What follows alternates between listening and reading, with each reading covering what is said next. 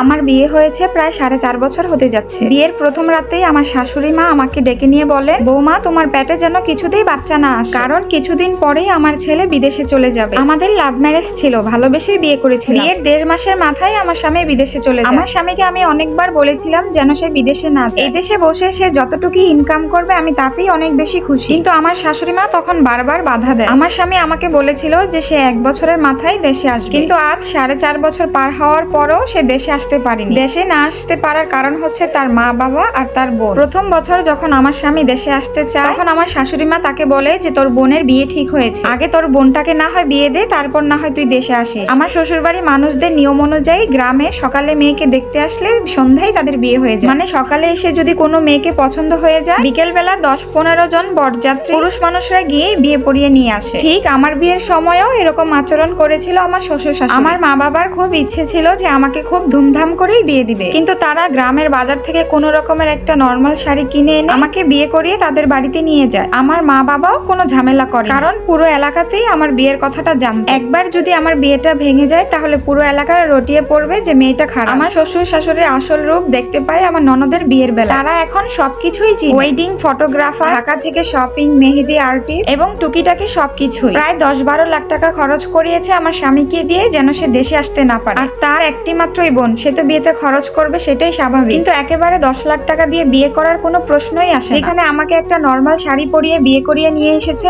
সেখানে এখন তার মেয়ের বেলায় 10 লাখ টাকা ভেঙে বিয়ে করাচ্ছে। যাই হোক, বিয়ের ঘটনাটা না হয় বাদই দিলাম। এরপর 2 বছর পর আমার স্বামী আবারও দেশে আসতে চায়। তখনও আমার শ্বশুর শাশুড়ি আমার স্বামীকে অনেক তালবাহানা করে তাকে দেশে আসতে দেয়, কারণ আমার ননদের বাচ্চা হবে এবং সেই বাচ্চার বড় করে আকিকার অনুষ্ঠান করানো হবে, এবং সেই কথা বলে আমার স্বামীর কাছ থেকে 1 লক্ষ টাকাও নেওয়া হয়। আমি আমার স্বামীকে অনেকভাবেই বুঝিয়েছিলাম যে সংসারে খরচ করবে অবশ্যই, কিন্তু একটু হিসাব করে খরচ করলে তো দোষের কিছু নেই, কিন্তু সে কখনোই আমার কথা শোনেনি। যখনই তার বাবা মা টাকা চাইতো একদমই কোনো হিসাব না করে সাথে সাথেই টাকা পাঠিয়ে দিত। কিন্তু আমার স্বামী আমার বেলায় ছিল উদাসীন। যদি কখনো বলতাম যে আমাদেরও তো একটা ভবিষ্যৎ আছে, আমাদের ভবিষ্যতের কথা চিন্তা করে না হয় কিছু টাকা সেভিংস করো, সে কখনোই টাকা জমায় এবং মাস শেষে যে আমাকে কিছু টাকা দিত সেই টাকা থেকে কিছু টাকা জমিয়ে আমি একটা ডিপিএস, এভাবে করেই আমি কিছু টাকা জমাই। তো কিছুদিন আগেই কুরবানির ঈদ গেছে, আমার স্বামী চেয়েছিল কুরবানির ঈদের পরে আসতে, কিন্তু আমার শ্বশুর শাশুড়ি বলে যে তারা বাড়ির কাজে হাত দিয়েছে। এখন যদি আমার স্বামী চলে আসে তাহলে কিভাবে হবে, কিভাবেই বা তারা বাড়ির কাজ সম্পূর্ণ করবে, টাকা পয়সাও অনেক শর্ট পড়ে যাবে। বাড়ির কাজের অজুহাত দেখিয়ে এইবারও আমার স্বামীর আশা হলো না। এই তো কিছুদিন আগে আমার শাশুড়ি আমাকে তার রুমে ডেকে নিয়ে বলে, বৌমা তুমি এখন থেকে আমার ছেলের সাথে কম কথা বলবে, যখনই আমি আমার ছেলের সাথে কথা বলি তখনই সে দেশে আসতে চায়। কেন,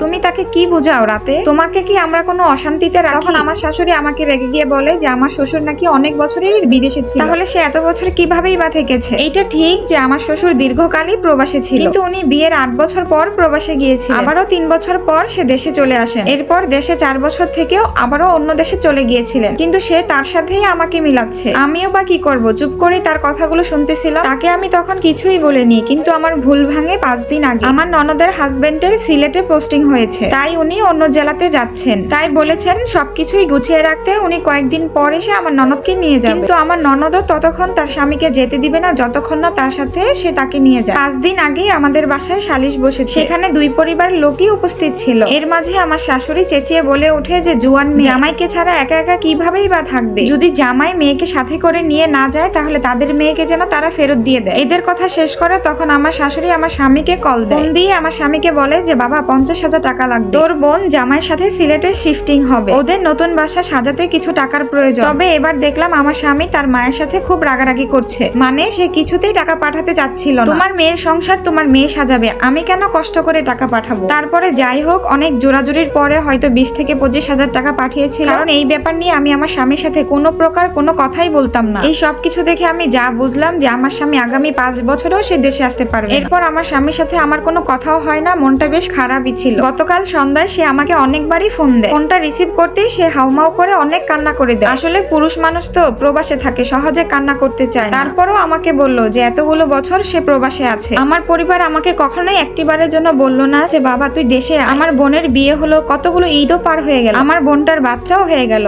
আমি যতবার আসতে চাই ততবারই আমার পরিবারের মানুষগুলো আমাকে আসতে নিষেধ করে। আসলে প্রবাসীদেরকে সবাই টাকা দিয়েই মাপ, যতদিনই পরিবারের মানুষদেরকে টাকা পাঠাতে পারবো ততদিনই ছেলে ভালো, আর যখন দেশে আসতে চাইবো তখনই তাদের মুখ কালো। এরপর আমার স্বামী আমাকে যেই কথাটা শোনালো আমি সেটা কখনো কল্পনাও করতে পারি। আমার স্বামী আমাকে জানায় সে 1 মাসের মাসের মধ্যে দেশে আসতেছে। যদিও আমার আগে থেকে পাসপোর্ট করা আছে, সে এবার দেশে এসেই আমাকে সাথে করে আমাদের সুন্দর একটা সংসার হবে। আলহামদুলিল্লাহ, আমি এতটুকুতেই খুশি। আমার স্বামী আমার জন্য কোনো সেভিংস করেনি, এটা নিয়ে আমার কোনো প্রকারই দুঃখ নেই। দিন শেষে আমি তার কাছে থাকতে পারবো, আমাদের সুন্দর একটা ভবিষ্যৎ হবে, এইটাই আমি আল্লাহর কাছে সবসময় চাইতাম। সত্যি ধৈর্য ধরলে আল্লাহ তাআলা কখনোই নিরাশ করেন। তবে একটা কথা বলতে চাই প্রবাসী ভাইদের, আপনাদের কষ্টের টাকাগুলো কিছুটা হলেও সেভিংস করবেন। বিপদের সময় আর কেউ পাশে থাকুক আর না থাকুক, আপনার এই টাকাগুলো আপনার ঠিকই সাহায্য করবে।